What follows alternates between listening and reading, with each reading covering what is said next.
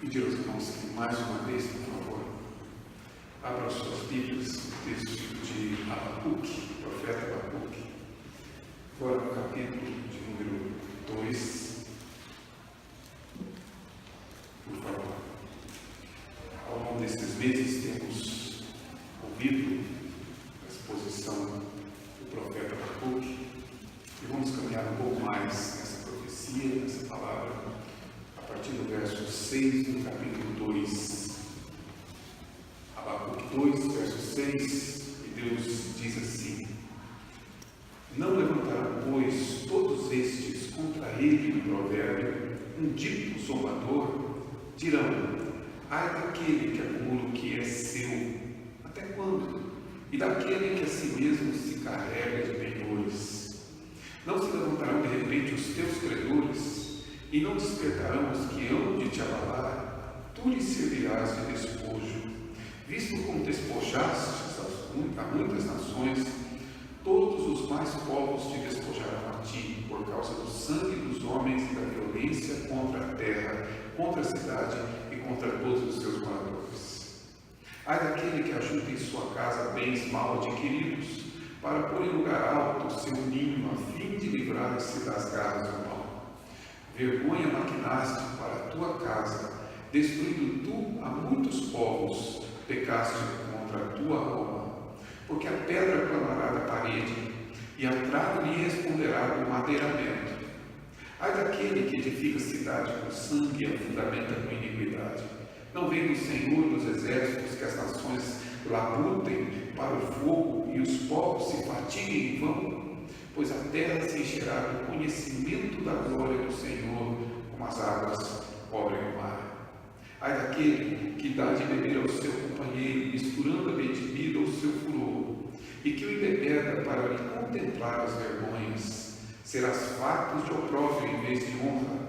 Bebe tu também e exibe a tua incircuncisão. Chegará a tua vez de tomares o cálice da mão direita do Senhor. A ignomínia cairá sobre a tua glória.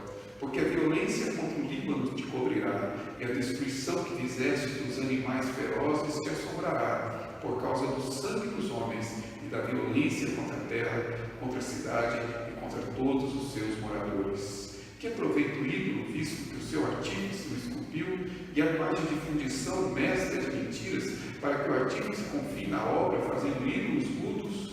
Ai daquele que diz a madeira acorda, e a pedra muda, desperta. Pode o ídolo ensinar? Eis que está coberto de ouro e prata, mas no seu interior não há fôlego nenhum. O Senhor, porém, está no seu santo templo. Cale-se diante dele toda a terra, diz o profeta. Meus irmãos, a minha família, como já disse, é uma família grande. No prazo de 10 anos, minha mãe deu à luz 6 vezes. Nasceram então 6 filhos. O mais velho até o mais novo, a diferença de 10 anos, eu sou o terceiro. Os irmãos imaginam, claro, como é uma casa com tantas crianças assim. Ali por volta de 11, 12 anos, o mais velho e o mais novo chegando a 1, 2, 3 anos, coisa dessa ordem. Imagina como era realmente. O grande desafio da minha mãe não foi ter dado a luz a 6, mas foi educar a 6. Esse é o grande desafio. E ela tinha suas, digamos assim, suas estratégias, suas formas de fazer. Uma delas era sempre que aprontávamos alguma, ela na verdade nos mandava para o quarto e nos mandava esperar lá. Então quando nós ouvíamos aquela frase célebre, solene, já para o quarto, nós já sabíamos o que ia acontecer. Íamos para o quarto certos de que a chuva viria, mas por alguma razão ela demorava a ir ao quarto e exatamente executar o seu juízo. Então ficávamos esperando meia hora, 1 hora, horas intermináveis. Desejo do nosso coração era, já que tem que apanhar, mas não, quase que uma tortura. Ela deixava-nos lá 30 minutos, 1 hora, e nós ficávamos aguardando o juízo que viria. Deus também tem suas estratégias, suas formas de lidar com os seus. O que lemos hoje é quase a mesma coisa. Deus, através do profeta, anuncia o juízo dizendo: ai daquele. A palavra de Deus aqui é um juízo de Deus contra exatamente o povo caldeu, ou os babilônicos, se preferirem. Este povo que passou a ser a imagem da corrupção, a imagem da prostituição, a imagem do pecado, de um governo iníquo, de um povo iníquo e violento e completamente injusto. Por isso, o juízo de Deus vem exatamente nesses 5 ais que esses irmãos puderam ler, são proferidos pelo profeta. Eles são anunciados como juízo de Deus. Essa expressão, ai daquele, ou ai de vós, como acontece diversas vezes na Escritura, é sempre uma palavra de lamento e de juízo. O juízo virá quando, na verdade, o profeta Isaías levanta uma profecia contra o próprio povo caldeu, no capítulo de número 14, se eu não me engano, perdão, capítulo 5 de Isaías, ele vai dizer a mesma coisa: ai de vós, ai dos caldeus. Os irmãos se lembram de Jesus falando acerca dos escribas e dos fariseus, como a palavra de Jesus era a palavra de juízo: ai de vós, escribas e fariseus, hipócritas, por diversas vezes. Essa palavra de Deus é sempre uma palavra de juízo sobre aqueles que ele, na verdade, anuncia. Neste caso em particular, o juízo é obviamente contra o povo caldeu. Se você puder observar, veja bem, o verso 6 diz: não levantaram, pois, todos estes contra ele. E a pergunta natural, afinal de contas, quem é esse ele que se refere o verso número 6? Claro, é o que está descrito no verso 4 e verso 5.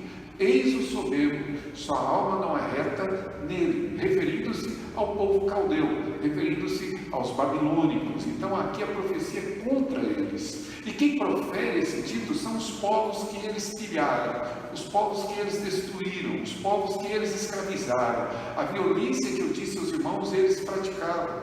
Não somente arrastavam os escravos a pé para levá-los para prestar serviço no reino caldeu, como eu disse aos irmãos, segundo os historiadores, eles eram presos pelos lábios com um gancho, para que não fugisse, de tal forma que, na verdade, se eles tentassem escapar, só seria possível se eles arrebentassem ou rasgassem os lábios.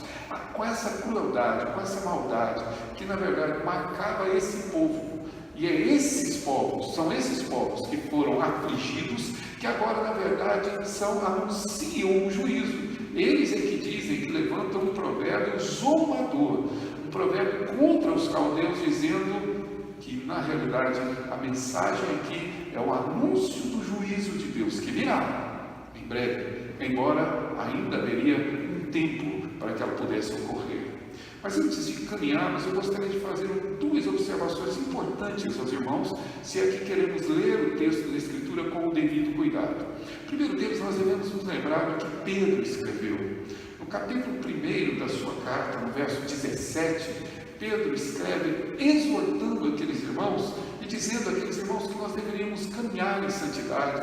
Na verdade, deveríamos nos cingir de sobriedade, a palavra que ele usa, e por que razão? A explicação dele está, entre outras, no verso de número 17 do capítulo 1, que diz assim: ora, se invocais como Pai aquele que sem acepção de pessoas julga segundo as obras de cada um, portai-vos com temor durante o tempo da vossa peregrinação. O alerta de Pedro é o seguinte: nós que estamos ouvindo a mensagem do profeta anunciado contra os povos inimigos do povo de Deus, o que devemos fazer? Segundo Pedro, devemos estar atentos, porque esse Deus que julga esses povos é o Deus que julga sem acepção de pessoas. Ele não nos exclui do julgamento. Por isso é que ele diz que devemos nos portar com temor e portar exatamente com santidade diante dele, porque o mesmo Deus que julga o povo caldeu, julgou o povo de Judá e julga todos os povos. Semelhantemente, Pedro, ainda nessa carta, no capítulo 4, verso 17, relembra aqueles irmãos, anunciando que o sofrimento em parte que eles sofriam é porque a ocasião de começar o juízo pela casa de Deus é chegada. Ou em outras palavras, Pedro está dizendo: Deus trará seu juízo, mas adivinha por quem ele começará? claro, pelos seus, por aqueles que têm mais responsabilidades. Mas um parêntese, estratégia da minha mãe. Geralmente, quando acontecia uma arte, alguma coisa precisava ser punida coletivamente, ela começava do mais velho para o mais novo. E claro, enquanto era criança, sempre nos perguntava, às vezes era meu irmão mais novo que aprontava e eu tinha que entrar digamos assim, no juízo. E quando perguntamos isso mais velho, ela disse, porque vocês têm responsabilidade sobre eles. Nós não fomos criados com o nosso pai, então, na verdade, os mais velhos cuidavam dos mais novos, e, portanto, essa responsabilidade maior trazia um juízo maior, e quando ela começava o juízo, claro, começava pelos que possuem mais responsabilidades. Deus inicia seu juízo pelo seu povo, não pelos ímpios, mas pelo seu povo. Por isso, com essas duas palavras, eu gostaria de chamar a atenção dos irmãos. Leia o texto. Lembre-se que o juízo é contra os caldeus, contra os inimigos do povo de Deus, mas leia sem excluir-se da exortação. Porque se Deus pune assim o ímpio, tenho certeza que Deus trará juízo para os seus, se nós praticarmos os mesmos pecados destes homens. E com isso em mente, eu quero convidá-lo então a olhar para essas 3 primeiras palavras de juízo. Nosso tempo, claro, não permite ver todos os 5, veremos ainda na próxima semana, se Deus permitir, mas olhemos para essas 3 primeiras palavras de juízo, começando do verso 6, na verdade, até o verso 8. Ele diz: ai daquele que acumula o que não é seu, até quando? E daquele que a si mesmo se carrega de penhores. Não se levantarão de repente os teus credores, e não despertarão os que te hão de abalar, tu lhes servirás de despojo. Visto como despojaste muitas nações, todos os mais povos se despojarão a ti por causa do sangue dos homens e da violência contra a terra, contra a cidade e contra os seus moradores. Os comentaristas divergem, de certa forma, ou razoavelmente, na tentativa de entender aqui acerca de qual juízo Deus está trazendo, qual pecado está sendo denunciado. Particularmente, alguns entendem que é a avareza, mas eu entendo, meus irmãos, que na realidade Deus está aqui punindo a corrupção que havia nestes homens. Na realidade, é uma denúncia de Deus por causa desse enriquecimento ilícito. Acumula o que não é seu, diz a versão de Almeida. A nova versão internacional vai dizer que enriquece mediante extorsão. A prática dos caldeus de se tornarem realmente ricos e célebres, tomando posse daquilo que era dos outros povos. O que está sendo denunciado aqui é exatamente a quebra do que nós chamamos o 8º mandamento, o não furtarás.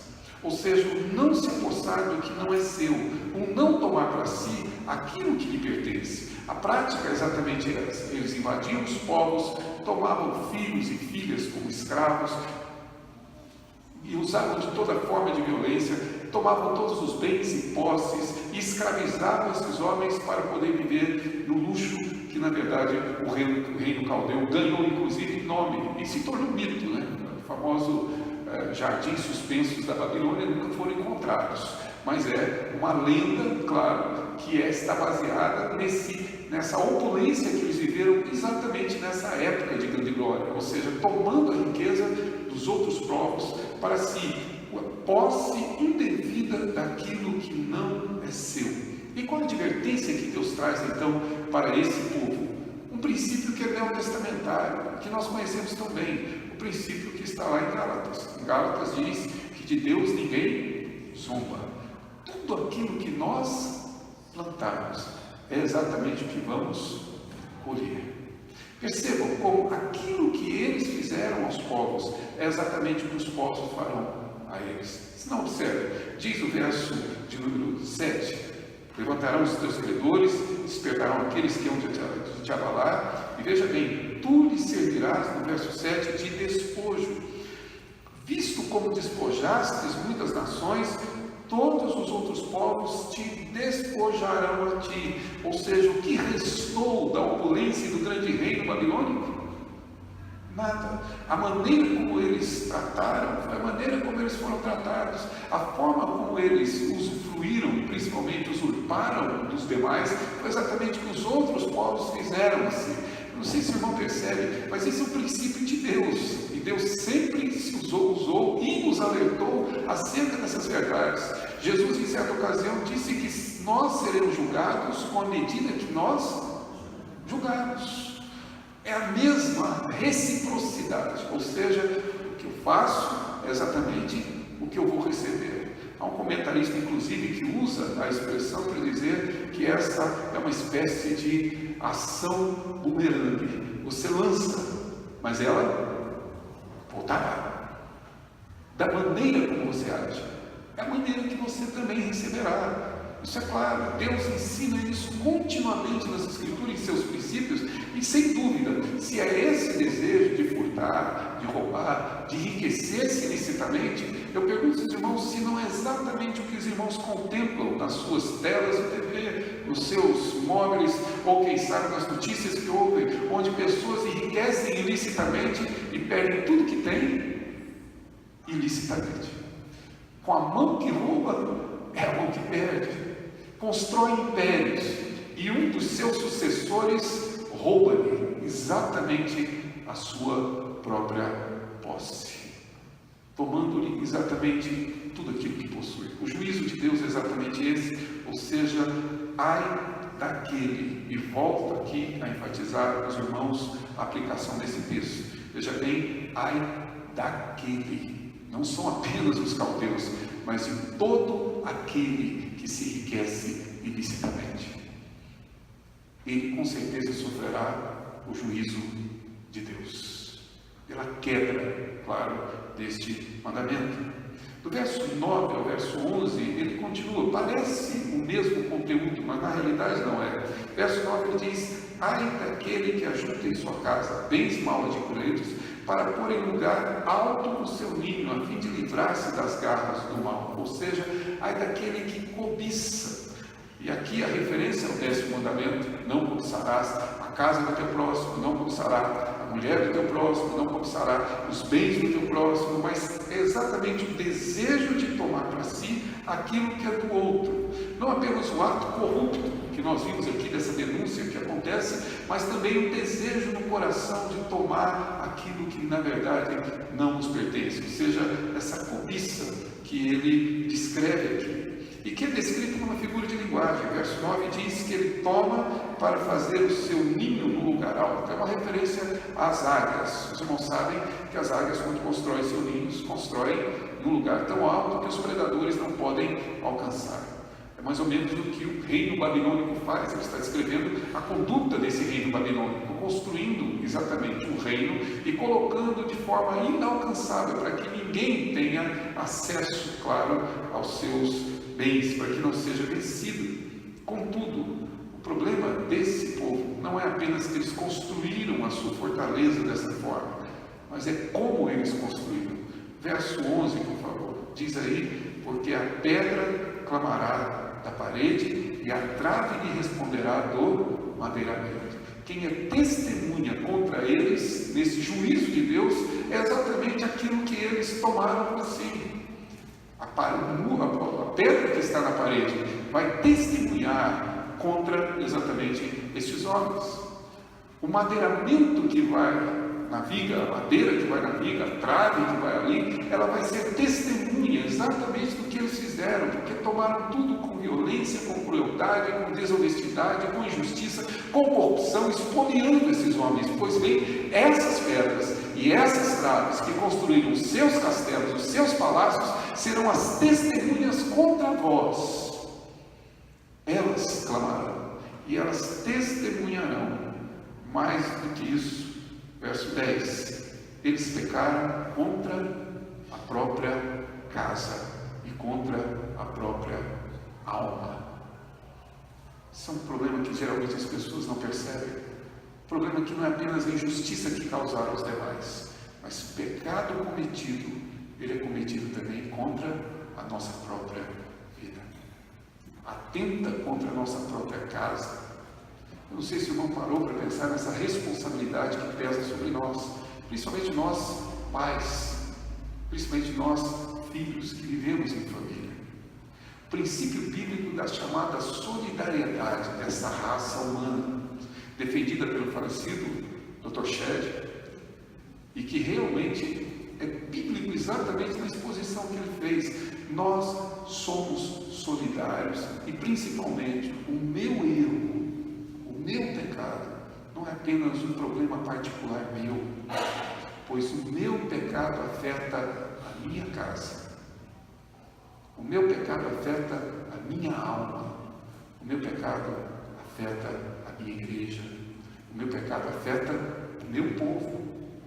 Por isso é que não dá para nós sermos tão, desculpe a expressão sincera e honesta, hipócritas, de criticar os corruptos e continuar praticando corrupção, de criticar a cobiça de políticos e continuar sendo cobiçosos, pois o meu pecado afeta este país, afeta esta igreja onde eu comungo. O meu pecado tem consequências dentro da minha família. O meu pecado, de fato, violenta a minha alma. Os caldeus pecaram contra a sua alma, contra o seu povo, contra a sua própria casa, e agora todo o reino babilônico vai receber o juízo pelo erro cometido exatamente por eles. Essa é a justiça de Deus, e as testemunhas estão ali. Eu não sei quantos já tiveram a oportunidade de assistir, de ler, ou de fato de ver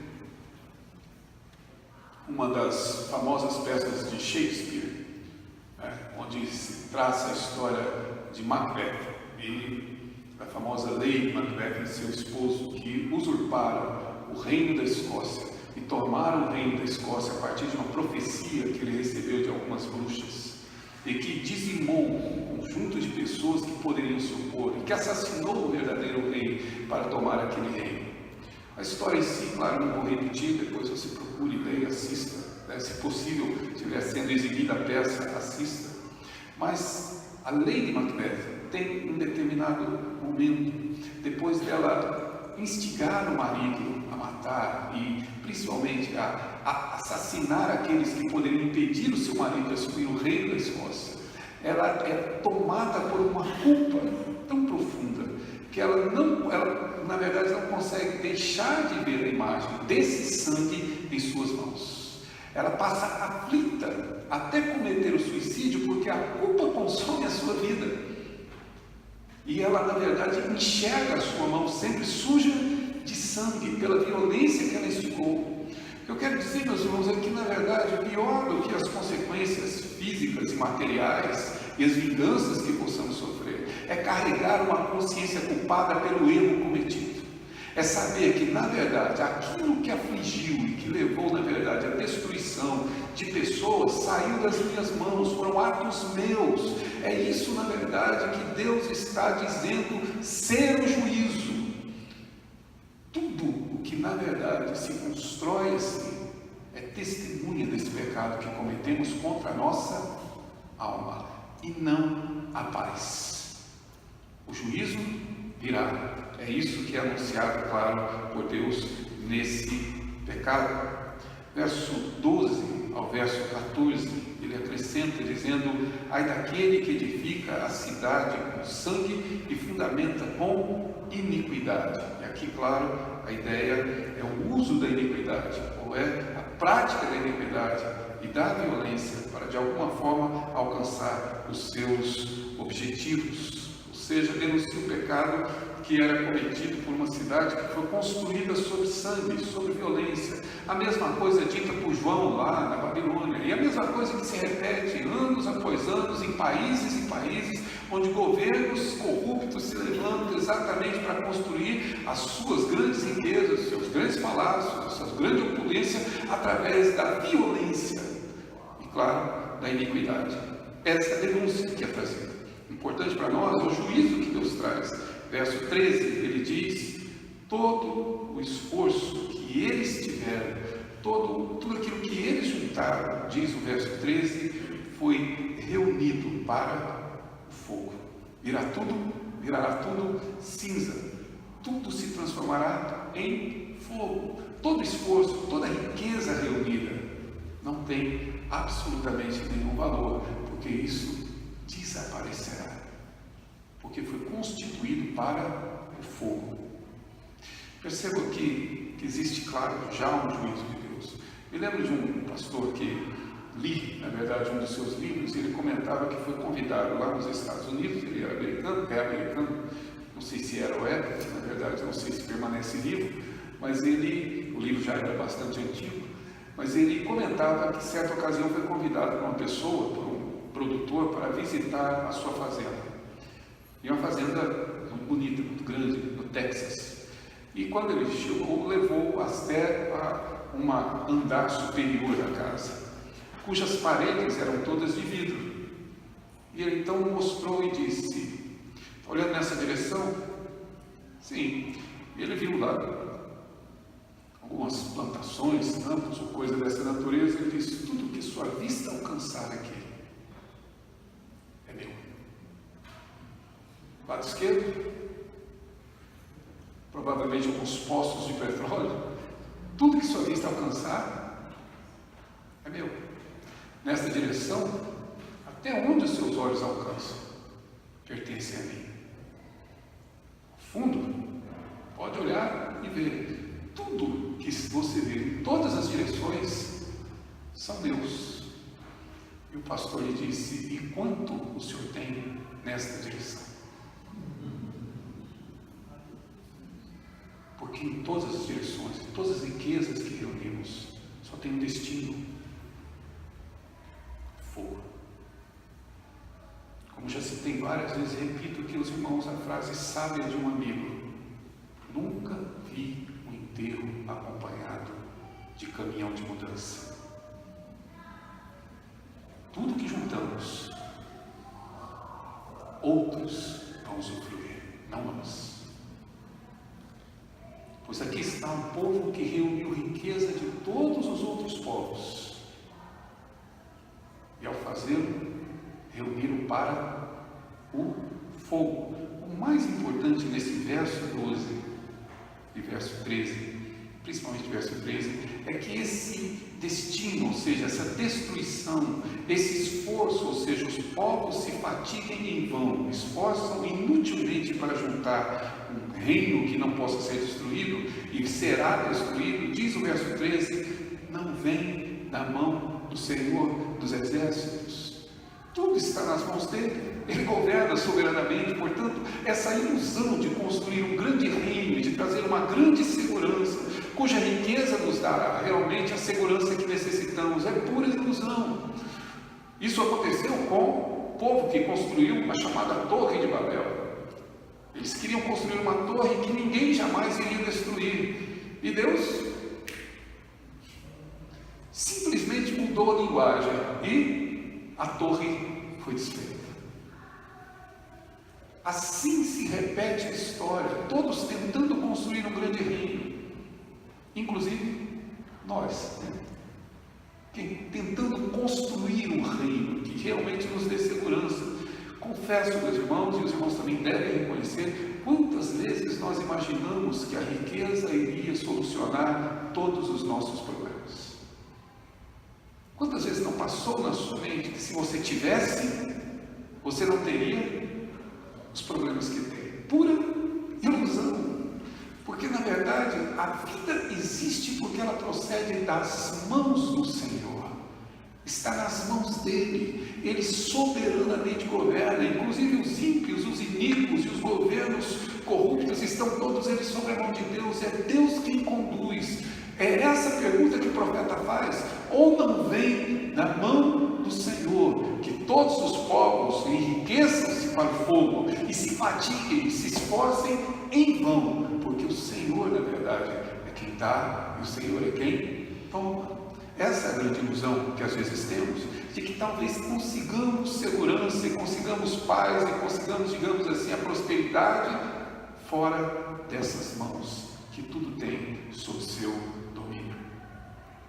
Essa palavra de Deus, mas gostaria de lembrar os irmãos que esse texto é, na verdade, um texto de juízo, cuja resposta é a resposta, como eu disse, à tréplica de Deus, à réplica de Abacuque. Deus disse, Abacuque disse a Deus: até quando o Senhor vai permitir que o seu povo continue vivendo injustamente e cometendo os pecados que cometiam? Deus disse: não muito tempo, já já eu mando os caldeus aí. Opa, caldeus? Senhor, como é que o Senhor manda os injustos punirem injustos?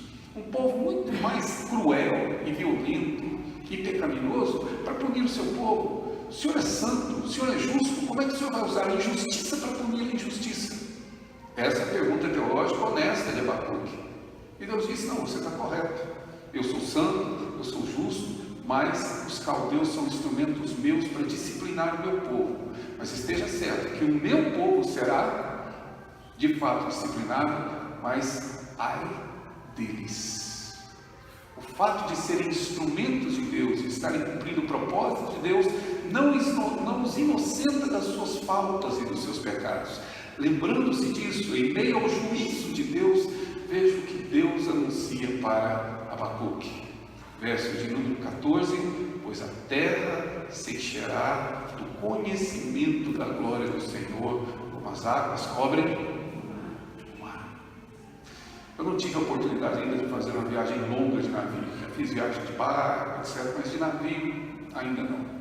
Mas tive a oportunidade de cruzar o oceano, né? Cruzei o Atlântico, e me lembro perfeitamente bem quando nascia o dia, sobrevoando o oceano, que você olha por aquela janelinha enorme que tem no avião, né?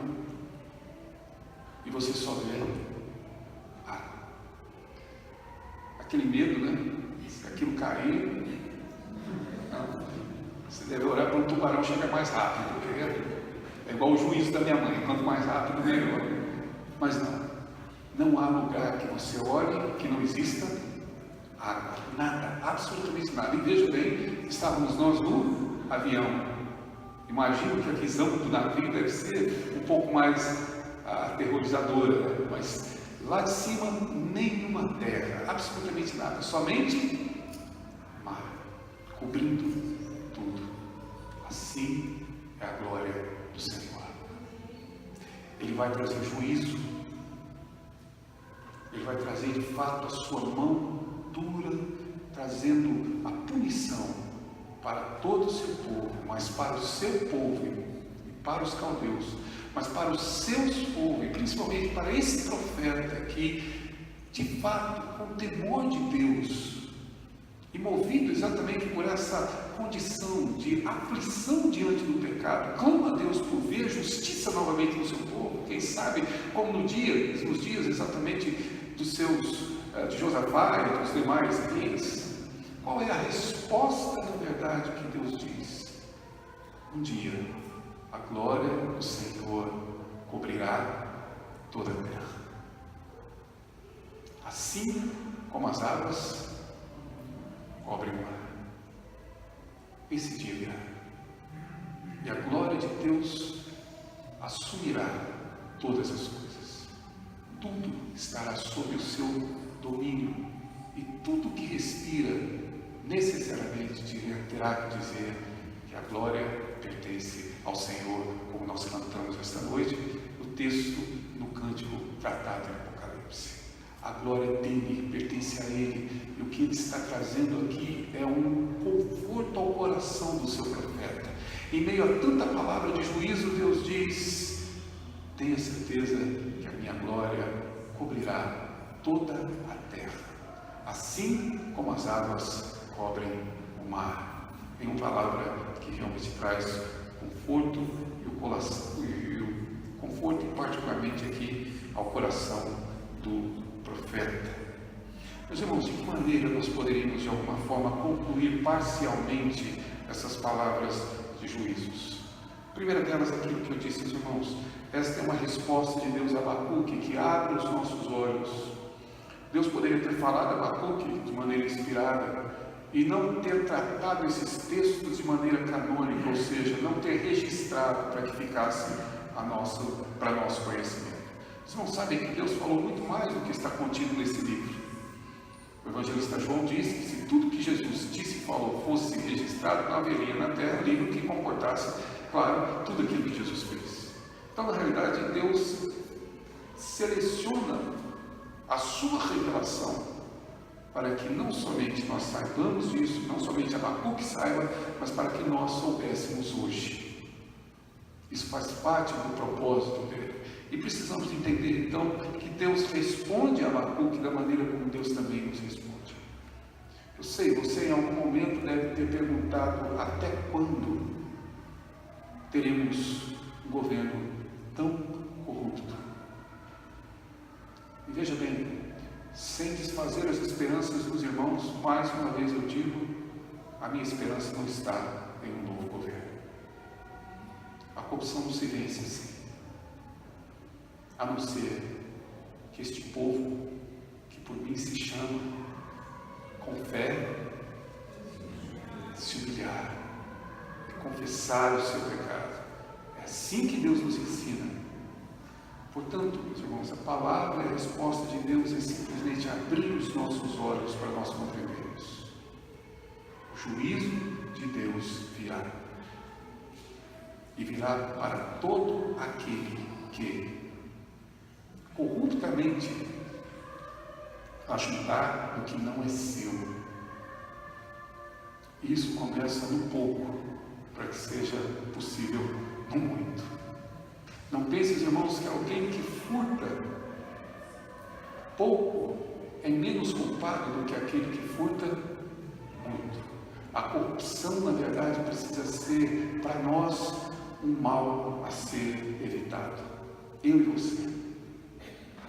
Continuamente precisamos aprender que assim como Deus trouxe juízo aos caldeus e destruiu aquele reino, Deus destruirá o reino que foi construído com riqueza ilícita. A riqueza deles testemunhou contra eles, pois a riqueza de quem se assim enriquece, quem cobiça o que é alheio, há de testemunhar contra si mesmo, conforme Deus ensina. Comecei falando das disciplinas que sofri, e claro, dou graças a Deus por todas elas, até as injustas foram boas, até para eu aprender que nem tudo na vida é justo, mas até as injustas. Mas eu lembro de uma ocasião em que eu era pequeno, devia ter por volta de 6 a 7 anos de idade, e que a minha avó, nessa ocasião, com quem eu morava, me permitiu ir brincar com os colegas, e o colega tinha uma série de carrinhos pequenos.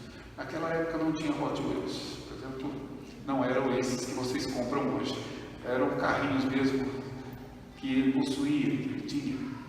E claro, a corrupção humana está no coração, inclusive de crianças. E naquela ocasião eu não tive força suficiente para resistir à tentação.